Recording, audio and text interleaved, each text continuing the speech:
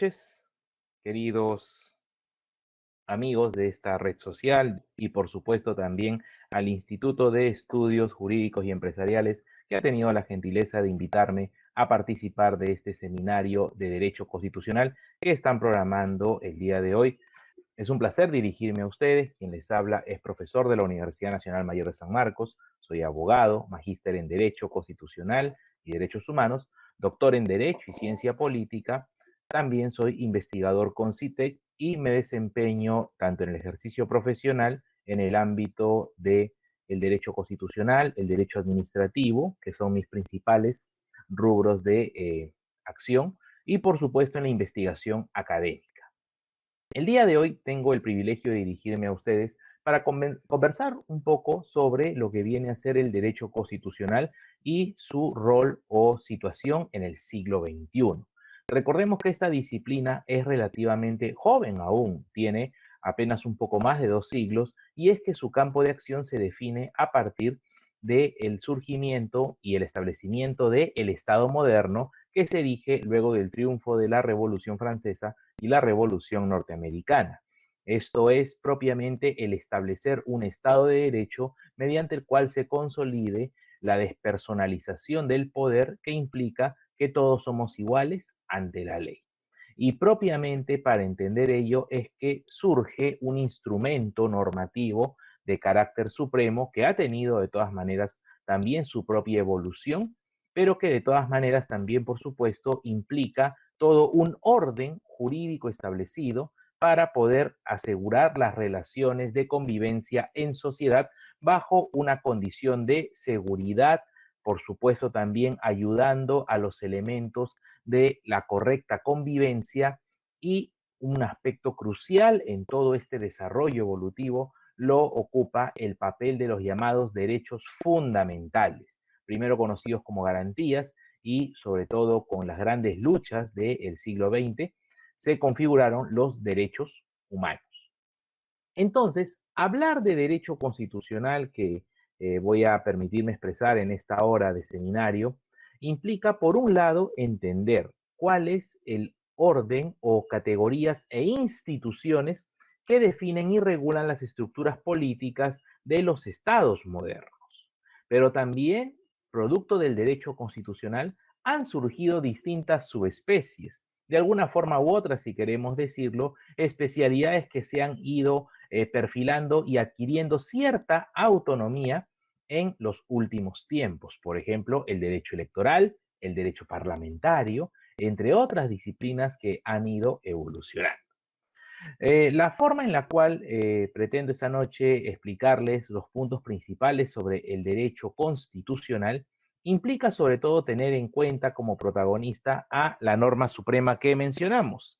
Norma suprema, la Constitución. Bueno, yo tengo acá una edición que uso bastante, y hay que tener presente que la norma fundamental vigente en nuestro tiempo no es producto únicamente de un episodio, de una etapa o una ocurrencia como fue la intervención del Congreso Constituyente democrático, ¿no? Que precisamente dio a luz a esta Constitución en el año 93, sino que recoge el trayecto, el avance y la evolución de lo que representó propiamente la emancipación de este viejo virreinato para establecer un nuevo Estado, el Estado peruano o la República del Perú.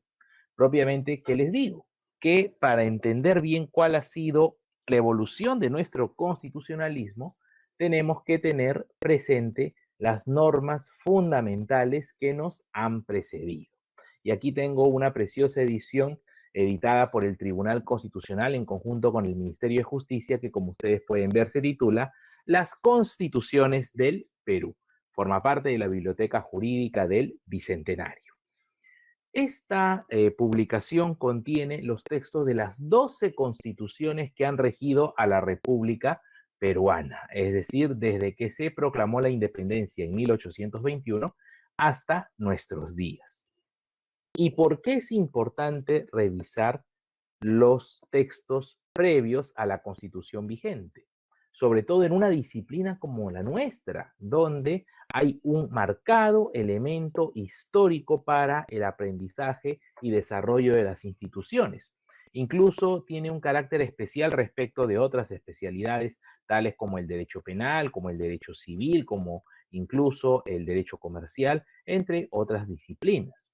Lo que se prioriza, sobre todo en el ámbito de las instituciones constitucionales, tiene mucho, digámoslo así, de su génesis en la fórmula original que desarrollaron los constituyentes. Y eso se encuentra desde las primeras constituciones, como que, por ejemplo, el principio de legalidad, como que también como la protección de ciertas garantías básicas, hoy en día denominadas derechos fundamentales, pero también algunos aspectos como la seguridad, como el orden interno, como también la distribución del territorio peruano, cómo se organiza a nivel interno, qué autoridades encontramos. En buena cuenta, es preciso recordar, a propósito de este seminario, cuál es la denominación primigenia de la Constitución. Constitución política. Entender la disciplina denominada derecho constitucional hace referencia sobre todo a poder categorizar adecuadamente los instrumentos que permiten el desarrollo de las actividades políticas bajo un marco regulatorio. Y ese marco regulatorio está en la Constitución.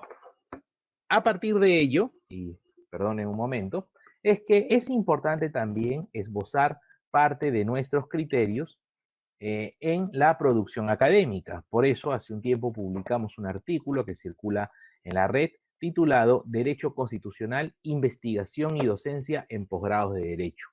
¿Y esto por qué es importante traerlo a colación? Porque hemos tenido crisis políticas donde los protagonistas han sido los clásicos poderes, tres poderes del Estado, como muchos los hemos aprendido, aunque propiamente encarnan funciones separadas de un solo poder, el poder estatal, específicamente el poder ejecutivo frente al poder legislativo. Y el conflicto que se ha dado a este nivel implica sobre todo las vicisitudes en cómo llegar a consensos, aspectos que son diferentes, por ejemplo, en un orden como el civil, en un orden como el penal, donde los objetivos y cualidades de cada una de estas especialidades se rigen por otros criterios. En nuestro país hemos tenido en los últimos años una situación política bastante, de alguna manera u otra, podemos decirlo, irregular. Hemos tenido prácticamente tres presidentes con mociones de vacancia, un presidente renunciante, hemos tenido también una situación en la cual no tenemos vicepresidentes, solo un presidente en el mandato que no puede ni salir del país. Entonces, todo esto nos hace preguntarnos, ¿la Constitución está debidamente perfilada? ¿La Constitución merece tal vez algún cambio, algún ajuste? ¿Cómo se puede adecuar la norma fundamental a las necesidades o demandas que presentan la población? Son aspectos propios de cuestionarse, sobre todo cuando uno intenta analizar ¿cuál es el problema en nuestra casi bicentenaria república en donde la situación de las autoridades muchas veces deja mucho que desear? Si bien es cierto en este siglo XXI, y es un aspecto que destacamos en nuestro libro del movimiento constitucional peruano a la Escuela Peruana de Derecho Constitucional, había cierta esperanza toda vez de que de una forma inédita, cuatro presidentes por sufragio popular universal se habían sucedido durante un periodo debidamente establecido, constitucionalmente hablando, parecía por fin alejar los temores y las naturales amenazas que representaban los golpes de Estado que tantas veces han flagelado a nuestra ciudadanía. Tener ocupantes en Palacio de Gobierno que no representaban la voluntad general expresada en las elecciones. Entonces, a partir de esta situación, sin embargo, hemos tenido la penosa realidad de que estos presidentes que nos han gobernado se han visto involucrados en serias denuncias de corrupción, donde muchos sienten una enorme decepción, asumiendo que tal vez la tan ansiada magistratura de la Presidencia de la República no sea más que un mecanismo en el cual la persona que la ocupa se sume en serios problemas que incluye sobre todo su buen nombre, su condición, su estatus previo, su condición anterior a asumir la presidencia, pero teniendo en cuenta incluso casos donde hubo tráfico de inmuebles, de propiedades o enriquecimiento indebido, dejan mucho que desear en torno a cuál es finalmente el papel o legado de las instituciones políticas y si al final todo este tipo de decepciones ayudan a construir o edificar la tan ansiada institucionalidad aún pendiente en nuestro país. Y ni qué decir también de los otros niveles como el nivel regional y local.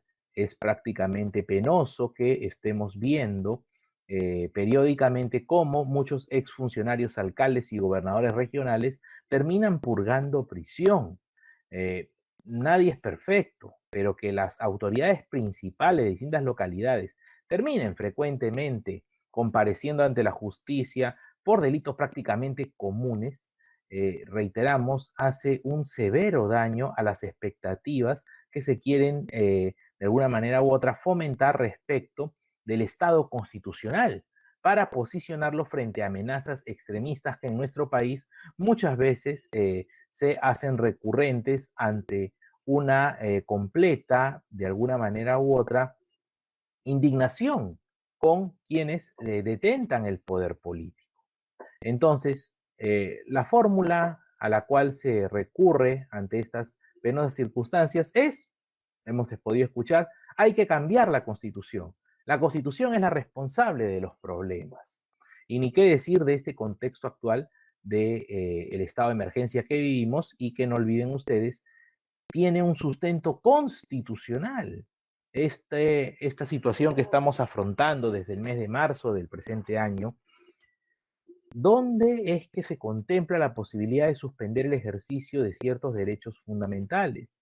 ¿Por qué es que se habla hoy en día de una emergencia sanitaria? ¿Por qué no se puede tener la actividad regular en los colegios? Todo ello se encuentra en nuestra norma fundamental. Entonces, prosiguiendo con nuestra exposición y teniendo en cuenta lo que representa el derecho constitucional, que está generando amplias expectativas, como les digo, porque tal vez es el más mediático a partir de las crisis y conflictos que se presentan en el ámbito político. Esto tenemos que tenerlo muy en cuenta. Pero también esto nos genera otra responsabilidad. ¿Cómo explicar, cómo enseñar, cómo instruir a la población sobre lo que representan las instituciones constitucionales? ¿Por qué? Porque de todas maneras se cree que las normas, sobre todo la norma fundamental, es la responsable de impedir el progreso y como tal merece ser cambiada para poder adquirir la tan ansiada condición de país desarrollado, lo cual es muchas veces una falacia, como le explica, entre otros, un gran colega y amigo, el doctor Raúl Chanamé Orbe, en sus investigaciones y sus libros. ¿Por qué? Porque si vemos la perspectiva comparada, y esa es otra categoría que debe tenerse muy presente en el ámbito constitucional, no solamente ver lo histórico, que ya hemos precisado hace unos instantes, sino también ver la experiencia de otras repúblicas o hasta incluso de algunas monarquías constitucionales sobre cómo precisan y definen a sus instituciones con el propósito de regular el poder político. Pues bien, dicho esto, es importante tener en cuenta que aspectos tales como de alguna manera u otra, la condición de las principales instituciones de gobierno, los derechos fundamentales conocidos como la parte dogmática de la Constitución, principios, valores, la cuestión religiosa que en nuestro país siempre representa un tema sensible, también por supuesto el papel de las Fuerzas Armadas y la condición de las mismas frente a la actividad de los civiles frente al manejo del poder. Todas estas categorías son propias del derecho constitucional. La mejor forma de entender instituciones como la actividad electoral, la actividad de las Fuerzas Armadas, los llamados organismos constitucionales autónomos. Todos ellos implican sobre todo la lectura y la instrucción de la Constitución.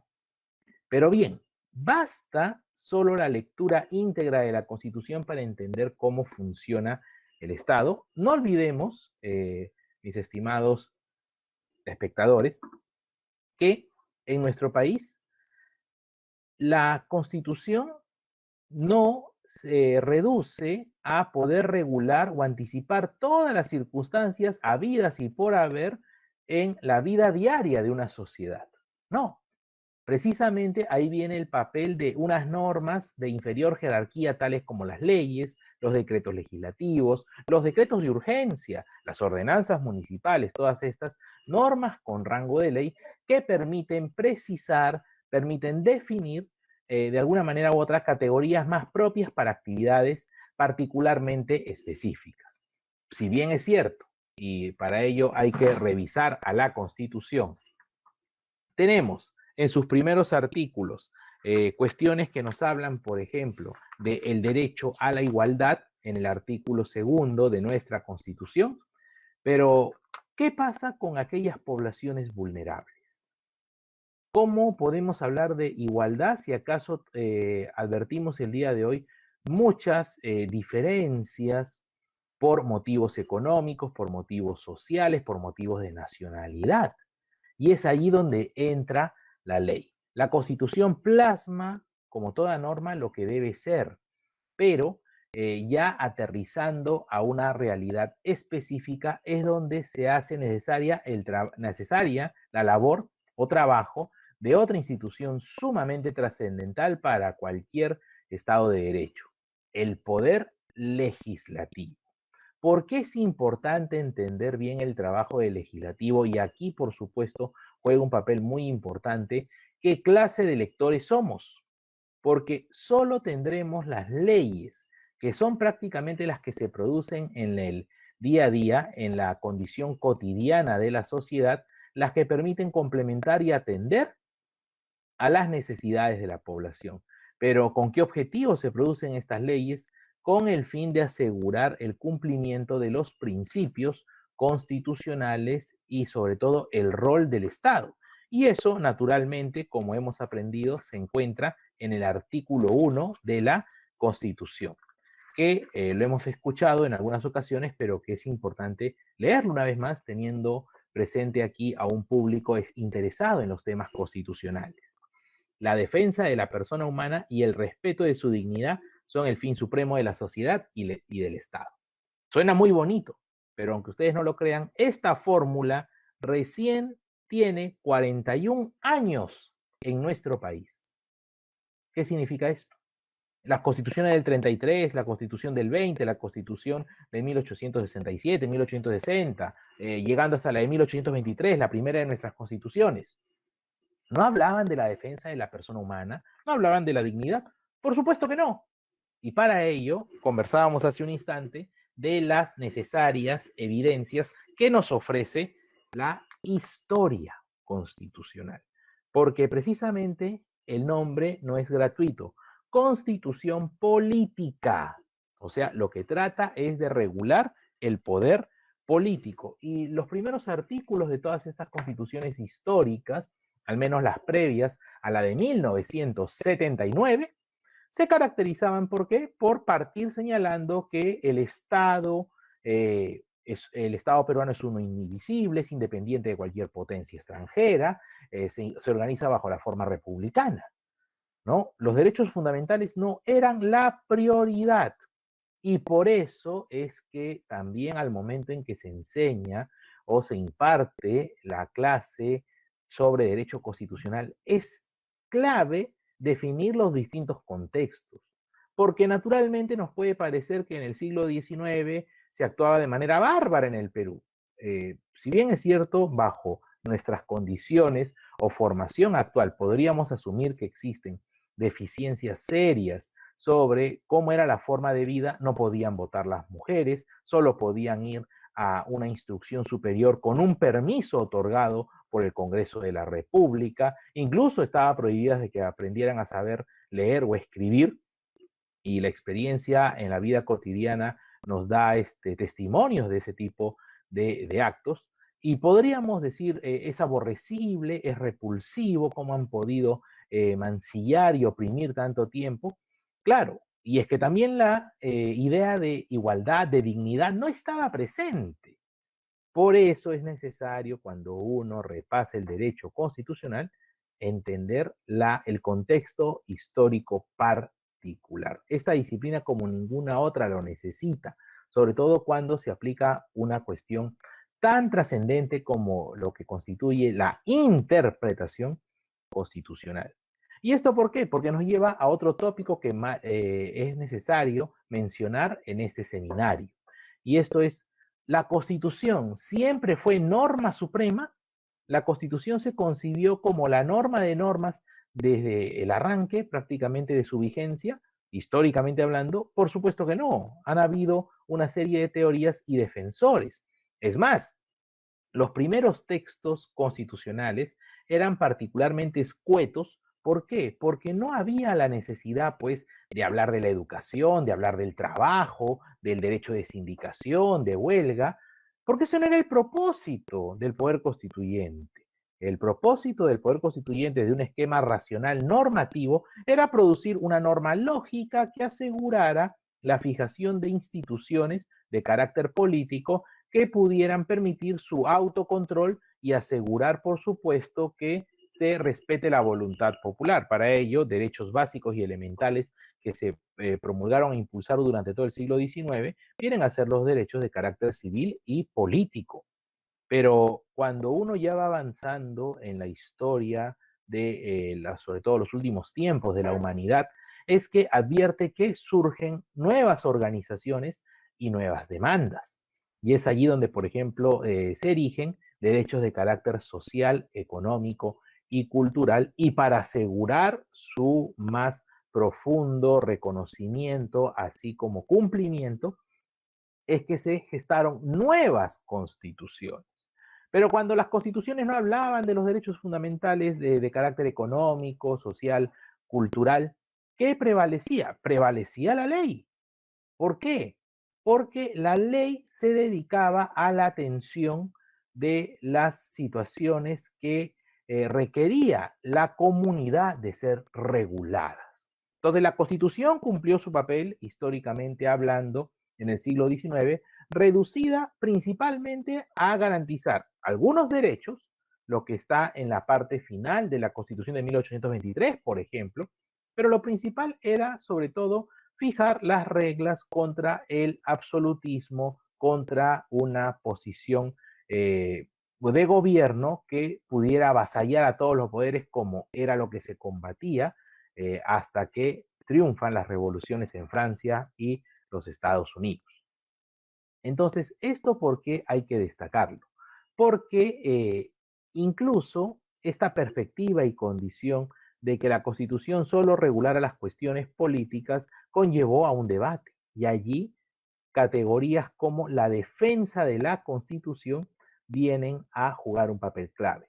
En el ámbito del common law, los Estados Unidos, tenemos sin lugar a dudas el famoso precedente Marbury versus Madison, que fue fijado por la Corte Suprema norteamericana con el importante influjo del juez John Marshall, y que tenía sus precedentes, por supuesto, en el caso del doctor Bonan en Inglaterra, sobre cómo es que se puede asegurar de alguna manera u otra el respeto a ciertas instituciones consagradas en la norma política, la Constitución. Y Marshall es contundente en los fundamentos al señalar que si una ley ordinaria puede modificar a la Constitución, entonces esta Constitución no tendría nada de especial ni de particular. ¿Por qué? Porque puede ser alterada por cualquier otra ley ordinaria y ajustarse a las necesidades del momento. En cambio, una condición que en particular atención revestiría la Constitución es permanecer en el tiempo y también no ser variada o corrompida por simples apetitos o el calor del momento que se afronta. Es por eso importante definir a la Constitución como una norma suprema. Claro que la Constitución de los Estados Unidos es una norma breve que ha sido, por supuesto, complementada mediante enmiendas. Pero ese influjo luego ya para lo que viene a ser el cívilo, los países que se asocian al derecho romano germánico, encuentran una tesis que postulaba la necesidad de defender a la Constitución como una norma suprema y precisamente este año se está conmemorando bajo diversos acontecimientos, bajo diversos eventos, certámenes académicos, este magno acontecimiento que constituye los 100 años, el centenario de los tribunales constitucionales, sobre todo a partir del Tribunal Constitucional de Austria. En nuestro país tenemos los trabajos destacados de colegas y muy reconocidos constitucionalistas, el doctor Domingo García Belaúnde, el doctor José Palomino Manchego, el doctor Gerardo Eto Cruz, quienes desde hace tiempo vienen estudiando la figura del Tribunal Constitucional, sin dejar de lado de que puede haber críticas al Tribunal Constitucional actual por diversos fallos, la jurisprudencia que producen, pero es que la perspectiva genuina cuando se concibieron a los tribunales constitucionales era de ser entes autónomos que aseguraran la garantía jurisdiccional de la Constitución, como fue la tesis de quien propugnó los tribunales constitucionales en el mundo, Hans Kelsen. Para Kelsen, naturalmente los políticos no eran de fiar, porque las condiciones que también se habían vivido en el siglo XIX demostraban que los objetivos o de alguna manera u otra los intereses políticos podían variar y poner en riesgo a la Constitución. Entonces, para Kelsen había la necesidad de que surgiera un organismo separado de los tradicionales poderes políticos, pero que tuviera autonomía con el propósito de asegurar que la Constitución no sea agraviada, no sea alterada por leyes ordinarias. Su trabajo, como hemos señalado, se titula La garantía jurisdiccional de la Constitución. Esto es, que sea una judicatura y no el Poder Judicial tradicional, sino un órgano especial ad hoc, el que sea encargado de revisar las leyes, lo cual en su momento generó todo un debate. ¿Por qué? Porque si en el siglo XIX decíamos el Congreso, el Legislativo, el Parlamento es la expresión genuina de la voluntad general, es el mecanismo para hacer frente al absolutismo del presidente o de alguna otra figura de gobierno central, ¿cómo es que ahora nos dicen de que no, que la producción legislativa va a ser revisada por un nuevo órgano? Ese es el debate en torno a la garantía jurisdiccional de la Constitución. Debate que hasta el día de hoy se sigue estudiando, pero que tuvo a dos protagonistas claves, como hemos señalado, a quien formuló la tesis, quien recae en Hans Kelsen, pero también a Carl Schmitt, su opositor y constante polemista en esta institución. Entonces, repasando lo que venimos conversando, por un lado, la importancia de las cuestiones históricas para entender al derecho constitucional. Por otro lado, cómo se ha dado la evolución y hoy en día el paradigma de tener a la Constitución como norma suprema, sin perjuicio que surgen ahora nuevas posiciones que más bien plantean que la Constitución no debe asumirse como una verdad absoluta, porque también existe otra condición. ¿Y cuáles son? Los instrumentos internacionales sobre derechos humanos, o la posibilidad de que los jueces, bajo un rol protagónico activista, puedan ir moldeando o adecuando a la Constitución bajo las necesidades particulares. Estos son temas, pero claro, necesidades particulares no lo digo en un sentido de favorecer a un individuo, sino a un campo de acción. Conversábamos hace un momento sobre la necesidad de garantizar y asegurar que el derecho a la igualdad sea una realidad. Y por ello entra el trabajo de la ley. Ley para el adulto mayor, ley de protección para los niños y adolescentes a través de un código especial, ley para las personas con discapacidad. Por un lado, el instrumento jurídico, y también tenemos a la institución, un ministerio de la mujer para también las poblaciones vulnerables. Entonces, la Constitución en los tiempos actuales no se reduce a ser el instrumento político como se concibió en su germen en los siglos XVII, XVIII y sobre todo tuvo su gran momento en el siglo XIX, propiamente es en el siglo XVIII donde aparece la primera constitución moderna, la Constitución de los Estados Unidos de América, que asimila tesis como las de Juan Jacobo Rousseau, como las del mismo Barón de Montesquieu, y por supuesto ya previamente en el ámbito del common law, aunque con la interpretación debida, los trabajos y las ideas de John Locke. Seguimos entonces y ahora entender cómo la Constitución puede mantener su vigencia desde una situación muchas veces inestable en el ámbito político. ¿Es válido, es apropiado cambiar la Constitución? Típica pregunta que realizan los estudiantes tanto en el pregrado como en el posgrado. Profesor, cambiemos la Constitución. Ahí está el problema o la raíz de las dificultades que afrontamos en el día a día. Yo tengo mis reservas para ilustrar un punto. Se ha tenido que variar la Constitución tremendamente en lo que concierne a la, digámoslo así, a la situación propia que intuye o de alguna manera u otra grafica la corrupción política, ¿no? Y la Constitución del 93 planteaba en muchos niveles la necesidad de asegurar de alguna manera u otra mejores condiciones para las autoridades y por eso no restringió la reelección inmediata. Pero 25 años después es que se concretó un cambio o una modificación en la Constitución referente a qué? Referente a que ninguna autoridad en nuestro país se puede reelegir de forma inmediata. ¿Esto incluye a qué? Esto incluye a no solamente los alcaldes, como ustedes recordarán, un reciente referéndum dijo que tampoco los congresistas podrían ser reelegidos de manera inmediata. Y en este punto es necesario tener en cuenta que vamos a ver si ese remedio, esa situación que se planteó, de alguna manera u otra, cumplirá su propósito, ¿no? ¿Para qué prohibir la reelección inmediata? Para frenar los niveles de corrupción. ¿Servirá ello?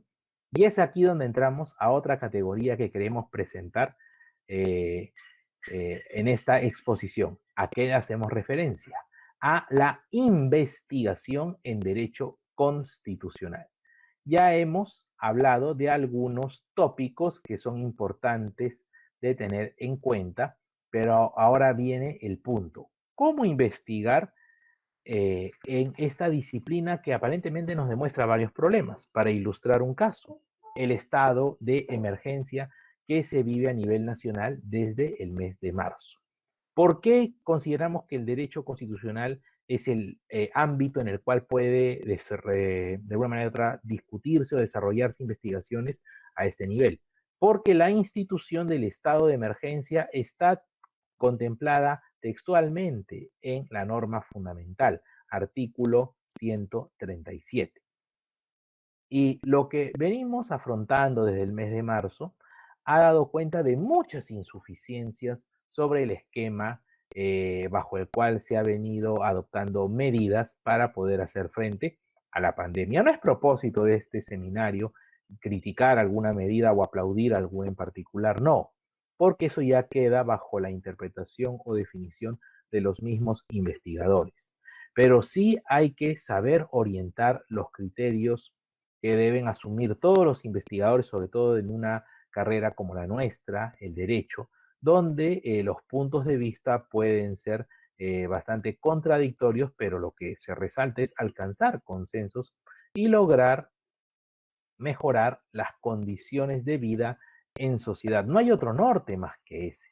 Si buscamos simplemente provechos o garantías individuales, esa es la raíz de muchos desencuentros que no hacen sino generar el caos, rencillas y otro tipo de vicios que perjudican la posibilidad de por fin plasmar una unidad nacional, que es el anhelo de todo Estado, tener a una sociedad civil debidamente cohesionada. Ahora bien, ¿qué podemos decir en torno a la investigación en derecho constitucional a propósito de lo que hemos explicado previamente y tomando el caso del estado de emergencia?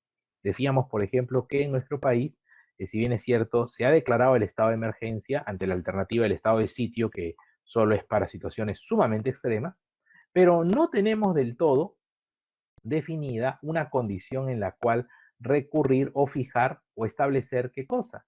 Establecer lo que viene a ser la, eh, llamémosle así, la crisis derivada de un riesgo de salud o un riesgo bacteriológico o epidemia. El estado de emergencia no se ha concebido en ese punto. ¿Por qué? Porque el estado de emergencia lo que propiamente definía era tener situaciones de control extraordinaria para casos en los cuales hubieran riesgos frente a qué? Frente a desórdenes internos y hasta incluso algunas catástrofes de índole natural. Esa era la concepción original, pero por condiciones derivadas de un riesgo en la salud, no tenemos una institución debidamente definida. A partir de ello también es importante destacar que la legislación en torno a lo que viene a ser las situaciones de emergencia es muy dispersa. Entonces, a partir de este tipo de situaciones de la realidad, es que tenemos los puntos básicos y sustanciales para poder investigar. ¿Cómo investigamos? Esa es la pregunta que muchos se hacen, porque cuando se llega a un nivel superior, como viene a ser un posgrado con maestrías y doctorados, el gran reto que enfrentan muchos graduados es precisamente cómo generar una adecuada investigación. Y para ello hay que formular un problema. Y estos problemas se toman sobre la base de la realidad. Nunca lo olvide. Hay que tener en cuenta precisamente el entorno en el cual nos desenvolvemos para poder sugerir bien qué es lo que podemos lograr en el sentido de solucionar un conflicto que estamos padeciendo. Entonces, para investigar, primero que se necesita una definición correcta y adecuada de la realidad. Si no tenemos un conocimiento o un acercamiento a la realidad que nos ocupa o afrontamos, investigar va a ser poco probable de lograr objetivos fértiles, fecundos, que nos ayuden a progresar. Entonces, señoritas, señores, hay que tener en cuenta ello, que no se puede lograr un adecuado desarrollo ni progreso en el ámbito investigativo si es que no tenemos un conocimiento de la realidad. Y este conocimiento de la realidad, ¿cómo se concreta? Hay que ir casa por casa, barrio por barrio, región por región. Bueno, en el ámbito jurídico la situación es distinta. Primero tenemos que ubicar qué tipo de investigación queremos. ¿Queremos una investigación que resuelva problemas o queremos una investigación que explique fenómenos? Entonces, es allí donde surgen dos instrumentos o métodos para poder investigar. Por un lado, puedo desarrollar una investigación descriptiva con el propósito de explicar. Si yo quiero, por ejemplo, demostrar por qué ha habido tantas idas y venidas en el tratamiento del estado de emergencia, muchas veces se tomaba una decisión, luego se cambiaba, como la posibilidad de salir días domingos, o recuerden ustedes, no es tan antiguo la posibilidad también de que los varones salgan un día y las mujeres en otro. Entonces, todo ello implica tener en cuenta qué es lo que quiero, demostrar que esas medidas no son de alguna manera u otra productivas, no van a traer resultados esperados, o simplemente quiero enunciar o exhibir todas las alternativas posibles al caso. Y al respecto, por eso viene el tema de investigaciones de carácter monográfico. Son investigaciones, ¿por qué? Porque es un producto académico, pero tendrán una aplicación para solucionar los problemas. Las investigaciones descriptivas carecen de esa cualidad. Investigación descriptiva, por ejemplo, puede ser cómo se trató situaciones de emergencia a nivel jurídico derivadas de terremotos e inundaciones. Un estudiante puede hacer una interesante monografía sobre esos hechos, que pueden ser un poco de carácter histórico. O actualmente, una buena monografía podría ser cómo realizar una gestión lo más pronto y efectiva para lograr una sucesión de bienes derivados pues, del fallecimiento de una persona, de las miles de muertes que hemos tenido producto de esta pandemia, para evitar que observen constantemente la posibilidad de inscribir las sucesiones. Entonces, va a tener que recopilar, traer datos, ¿no? La mayoría, por ejemplo, de observaciones a la inscripción de sucesiones es porque la partida de nacimiento de las personas estaba incorrectamente completada. El nombre del padre o de la madre no coincide con el nombre adecuadamente registrado en el DNI. Había un error allí, ¿no? Entonces, ven, monografía, descripción, porque también puede haber sido otro problema. No, hay un problema, ¿por qué? Porque los precios a nivel de las notarías para poder inscribir las sucesiones son muy elevados y la mayoría de la población no puede pagarlos. Entonces, uno tiene que ubicar y para ubicar, pues tiene que consultar. Pero lo que estoy haciendo es describir. Y si finalmente yo, habiendo podido ubicar o definir una situación problemática, yo pretendo proporcionar la solución, ahí entramos a una de las categorías más requeridas y ansiadas en el ámbito investigativo, lo que se conoce como las tesis. Entonces, resumiendo este punto, las investigaciones pueden tener un carácter monográfico si es que éstas se, digamos así, procuran solo brindar una descripción o un panorama general sobre un fenómeno que se plasma. Los fenómenos en la investigación jurídica pueden tener un carácter normativo, un carácter jurisprudencial o también una condición sociojurídica. Entonces, precisamente allí entra otro tópico que conviene hablarse, sobre todo en el ámbito del derecho constitucional. ¿Por qué? Porque hay que señalarlo, en nuestro país hay más, y eso es parte de la realidad en el ámbito de nuestra disciplina, hay más de 20 universidades que ofrecen maestrías en derecho constitucional. Podríamos decir que una por cada región, sin perjuicio que la mayoría se concentran en la capital de la República, en la ciudad de Lima. Pero se abren las puertas para programas de posgrado, como ocurre en Constitucional, y sin embargo, una enorme deficiencia es la metodología de la investigación. ¿Qué puedo investigar? Y es muy penoso ver a muchos estudiantes con amplias ilusiones, pero cuyas investigaciones, conforme la plantean, más que ser tesis, que es lo que se exige para graduarse a este nivel, devienen o vienen a ser simples monografías y a veces es muy frustrante para ellos asumir que están de alguna manera u otra vetados para poder graduarse porque consideran de que no, que lo que hemos hecho no es monografía, es una tesis en verdad. Y es aquí donde surge la importancia de cooperar, de apoyarnos, porque la búsqueda del desarrollo profesional es una voluntad muy loable que merece todo nuestro impulso y solidaridad, sobre todo aquellos que ya hemos recorrido esos trayectos. La experiencia nos enseña, nos golpea. ¿Cuántas veces hemos tenido que rehacer nuestros trabajos, que consultar con diversos especialistas, lo que implica también pasar noches en vela, invertir parte de nuestro patrimonio en producir nuestra investigación, porque valgan verdades que en nuestro país financiamientos para investigaciones hay muy poco. Se está tratando de solucionar esa deficiencia con una ley especial para el investigador. Y este investigador no solo en lo jurídico, también en los campos de las ciencias exactas, de las ciencias médicas, de las ingenierías, pero valgan verdades, hay que tener en cuenta ello. Entonces, si bien es cierto, tenemos decenas de programas de maestría en nuestro país, pero muchas veces no se orienta bien en lo que representa cómo investigar en derecho constitucional. Estudiarlo implica, como toda disciplina jurídica, lecturas, no olvidemos nunca. No solamente de los códigos, que es lo primero que revisamos, incluyendo la Constitución, por supuesto, hay que leerla, no decimos que no, pero un papel crucial para la comprensión, el debate y el análisis lo ocupa la doctrina.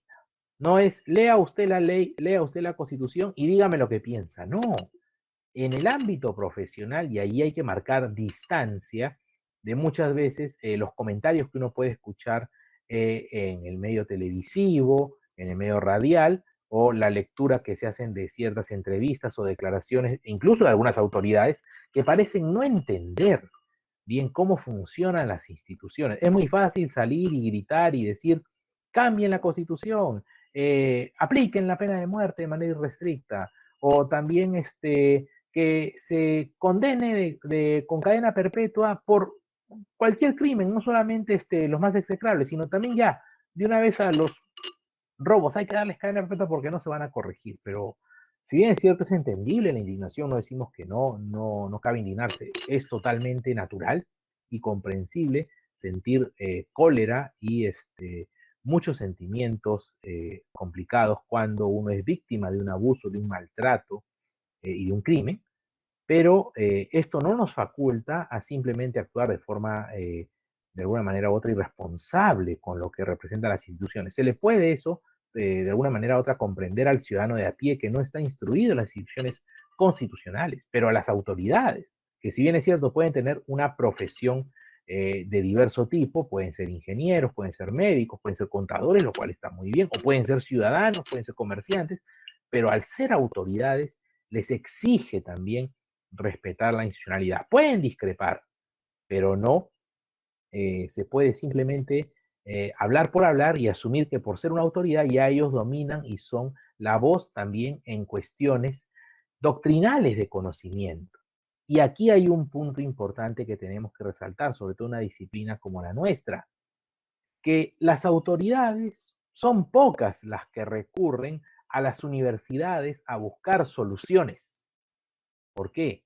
Porque hay un divorcio entre el centro de formación superior, que es la universidad, que también ha tenido sus embates producto de todo lo que ha sido el proceso de licenciamiento para asegurar mejores condiciones de calidad, pero han tenido que renovarse. En ese sentido lo decimos, han tenido que ahora asumir una condición mucho más parametrada para poder homogeneizar la calidad del servicio que se brinda a los estudiantes. Sin embargo, un aspecto que se exige es la responsabilidad social. Y si bien las universidades pueden tener, y de hecho vienen fomentando a nivel de estudiantes y docentes, las actividades de responsabilidad social universitaria, esto es, el acercamiento a la comunidad, pero no se ve esa alianza natural que debería haber entre autoridades y universidad, porque las localidades, las provincias, municipios, distritos, regiones, tienen diversos problemas. ¿Y de dónde salen las ideas para solucionar? ¿De las mismas canteras políticas? Podría ser, pero lo más idóneo sería acercarnos a aquellos centros que forman las mentes, que desarrollan la investigación. Y en nuestra disciplina, el derecho constitucional, asuntos como ya hemos conversado relativos a los derechos fundamentales, a la organización del Estado, a la demarcación territorial, a el orden interno y la seguridad, son aspectos propios de nuestra disciplina. Conversando entonces de los tipos de investigación que pueden ser de carácter doctrinal, que pueden ser jurídico, normativo y hasta un análisis jurisprudencial, o puede ser desde la perspectiva sociojurídica, hay que saber distinguir sus diferencias para poder entender cómo aplicarlos. Y estamos refiriéndonos ya a la especie particular de las tesis. Las tesis, sobre todo en el ámbito del derecho constitucional, pueden referirse a rebatir una posición doctrinal. Por ejemplo, hay quienes cuestionan la categoría de la Constitución como una norma suprema y como tal más bien pretenden o proponen flexibilizar los mecanismos de reforma. ¿Para qué? Para adecuar a la Constitución a las necesidades que pueden surgir urgentes en una sociedad hoy en día mucho más dinámica a partir de las condiciones de la sociedad de la información. Estoy describiendo situaciones que se dan, no es que esto es algo que yo plenamente comparta, pero sí hay que referirlo. Entonces, a partir de una suerte de duda o cuestionamiento crítica a una institución, configurarse todo un cambio desde la perspectiva debidamente definida. Pero si Kelsen planteaba que la Constitución debe ser garantizada por un órgano autónomo supremo, puede surgir una tesis que diga, no, en estos tiempos ya no vale tener un órgano que se encargue de la defensa a manera judicial de la Constitución, no, que siga siendo un tema netamente político, pero no que se judicialicen los asuntos sobre las críticas o algunos reparos en torno a la garantía de la Constitución como norma suprema. Ahí tenemos un debate de carácter doctrinal. Tengo la realidad. Existe un control concentrado de constitucionalidad en el Perú. Mi propuesta, mi tesis es que abandonemos esa condición, podría plantear un académico. Muy bien, señor, si usted plantea eso, esperemos que tenga los argumentos para defenderlo. Y por eso, reiteramos, tenemos que acudir a la doctrina, no a lo que nuestra cabeza nos pueda simplemente inspirar o generar, no, para que produzcamos conocimiento, no simples ideas, es indispensable contar con una sólida base académica, teórica y doctrinal. Y eso solo lo puede proporcionar la lectura de los clásicos, de los grandes nombres que han forjado esta doctrina y le han dado un mayor, de alguna manera u otra, aprovisionamiento en sus instituciones y también categorías académicas. Se me vienen nombres como Maurice Duvergier, se me vienen nombres como André Joriou, se me vienen nombres como Georges Jelinek, entre Carré de Malberg, entre otros grandes tratadistas del derecho constitucional, no solamente peruano, sino del extranjero, porque hay que reconocer que nuestra disciplina tiene un germen, sobre todo, en Europa y también parte en los Estados Unidos.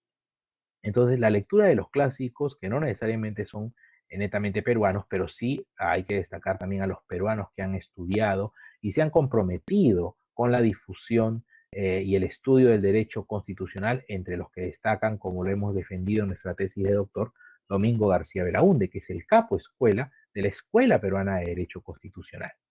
Sin embargo, viene otra condición.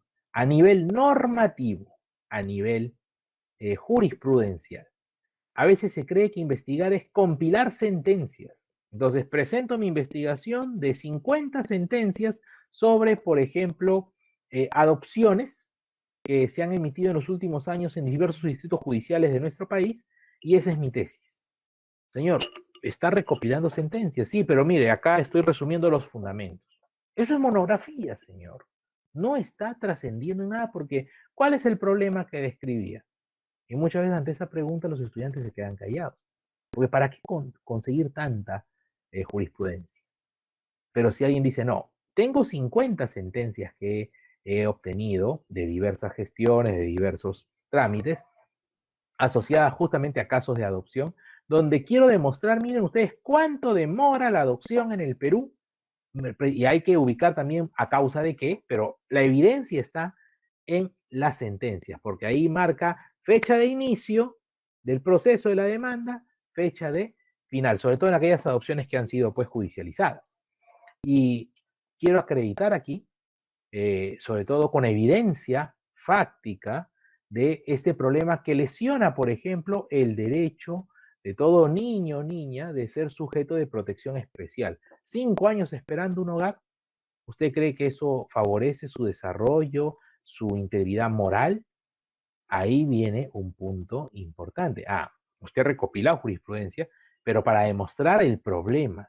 ¿Y ahora usted qué va a proponer? Voy a proponer un proceso especial solo para adopciones. Ya hace un tiempo surgió uno en particular, recuerdo que lo leí a partir precisamente de estas situaciones que se vivían con muchos hogares que presentaban deficiencias sobre los menores que vivían en los mismos. ¿Por qué? Porque es muy común que a veces fallecen los padres y los abuelos se hacen cargo, los tíos se hacen cargo, pero, o algún amigo tal vez, pero no formalizaba.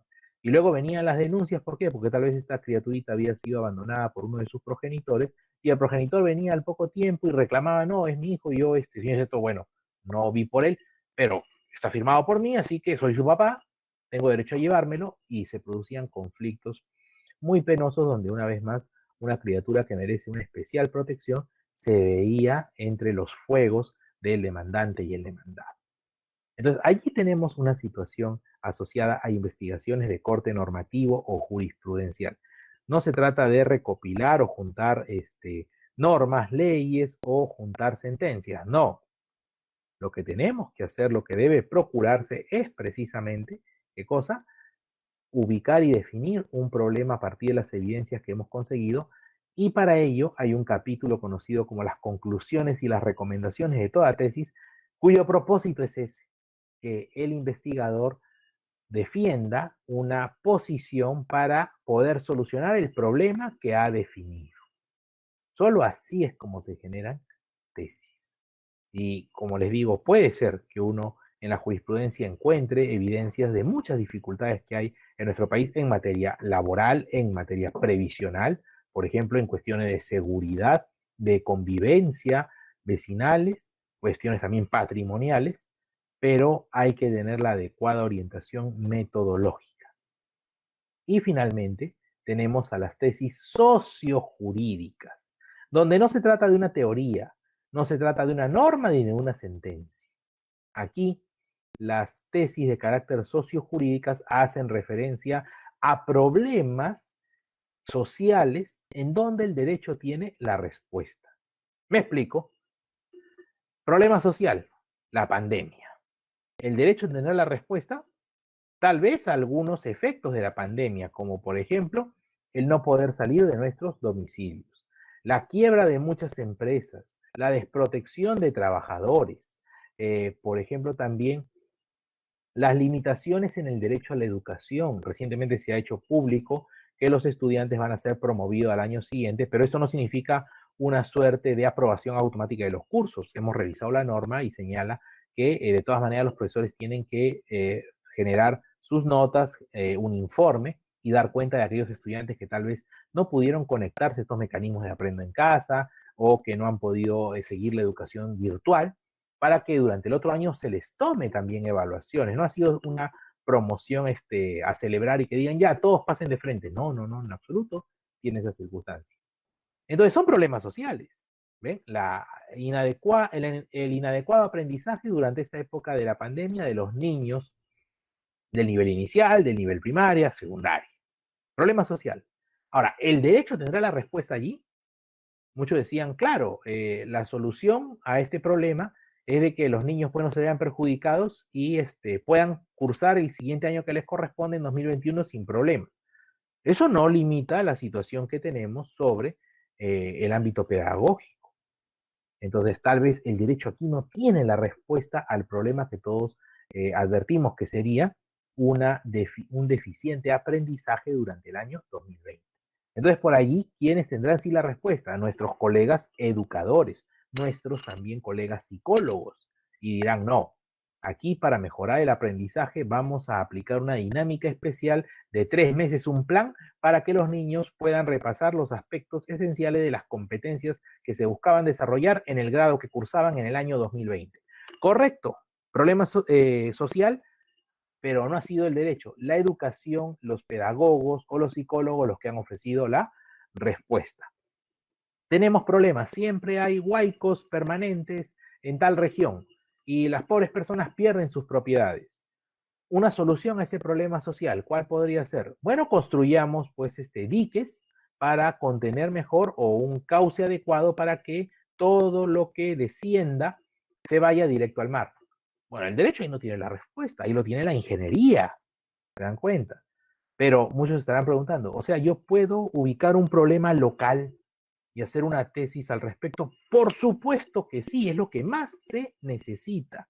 He tenido la oportunidad de, por ejemplo, tener muy buenos estudiantes en maestría que me traían dificultades de su localidad. Profesor, en mi zona hay una contaminación particular por la actividad minera. Pero no es como el problema minero de otra localidad donde se afecta el agua. No, aquí no es el agua, aquí es el suelo. Porque cerca no tenemos tanto el tema de los reservorios de agua o de alguna manera u otra ríos que puedan, o lagunas que puedan contaminarse. No, aquí lo más insidioso es el suelo también por el producto que extraen. Entonces, si advertimos, ¿y cuál era su solución, profesor? Hay que generar una ordenanza especial a nivel municipal para que se le exijan ciertas medidas a este tipo de empresas. Ahí está su tesis, su solución. Solución a partir del derecho, una norma específica, ordenanza para la localidad, para atender esa dificultad. Y en el tema de la pandemia, ¿cuál es la principal urgencia? Una vacuna. El derecho no va a tener la respuesta, lo va a tener la medicina. Por eso tenemos en todos los países del mundo, se convoca a los científicos y algunos ciudadanos que se han ofrecido voluntariamente a que se les inocule algunas muestras para ver si se está generando la vacuna. La investigación es una actividad común a todas las disciplinas y campos del saber, pero ¿cuándo el derecho tendrá la respuesta? Cuando se trate de un fenómeno sociojurídico. Es así como se investiga. Y en el derecho constitucional, sobre todo porque las normas contenidas en la Carta Fundamental inspiran a todo el sistema jurídico, ¿no? En su momento se decía para, de alguna manera u otra, contrarrestar, digámoslo así, ciertos vicios que se presentan a nivel de injusticias sociales, como es la falta de acceso al agua potable. Hay que incorporar el derecho fundamental al agua potable, ¿ok? Fue una solución, pero eso no le ha puesto automáticamente cañerías y desagües a miles de peruanos que no acceden al líquido elemento. Entonces hay que tener bien definidos los logros que pueden darse a partir de una fórmula de solución derivada de la cuestión jurídica. Para recapitular esta oportunidad que he tenido de dirigirme a ustedes en los temas de un seminario de Derecho Constitucional, quiero terminar refiriendo que por investigar hay mucho. Una sola hora no puede desmenuzar o sintetizar todo lo vasto que representa el derecho constitucional, pero hay que entender, sí, su particular cualidad en lo que representa la interpretación y cómo ello exige un repaso de la evolución de las instituciones producto de los distintos momentos que ha atravesado una sociedad. También, por supuesto, acercarnos a la experiencia de otras latitudes en las cuales han podido hacer frente a problemas similares al de un país y ver qué soluciones adoptar. Y, por supuesto, que este contexto de crisis, y como hemos escuchado de diversas formas, la crisis debe representar oportunidad. Claro, debe representar una oportunidad para mejorar, para cambiar, para un desarrollo que permita superar las nefastas consecuencias de esta pandemia, pero cómo orientar las mismas. Y para ello hemos advertido, podemos describir con monografías o podemos proponer mediante las tesis que finalmente serán defendidas ante un jurado y que luego esperemos, que es el anhelo de todo académico, que sus ideas, finalmente como investigadores, tengan acogida en la comunidad. Estamos a pocos meses de renovar autoridades en el Congreso de la República, en la presidencia y como tal en todos los ámbitos del Poder Ejecutivo, y esperemos que el contexto del Bicentenario permita unir a los académicos con los políticos. No como una hermandad o fraternidad donde nos abracemos y nos querramos, no, no se trata de eso, sino el respeto que merece la labor profesional que sobre todo que de alguna manera u otra se fomenta y surge en las universidades, y que las autoridades tengan el valor y la sabiduría de pedir consejo a las mismas. Ha sido un placer dirigirme a ustedes esta noche. Les deseo lo mejor y sigamos atendiendo este tipo de capacitaciones como ahora nos han ofrecido nuestros amigos para poder seguir mejorando a pesar de la distancia y las limitaciones físicas, que esta ventana virtual sea el camino para cosas más grandes. Cuídense mucho y sigamos adelante. Nos vemos.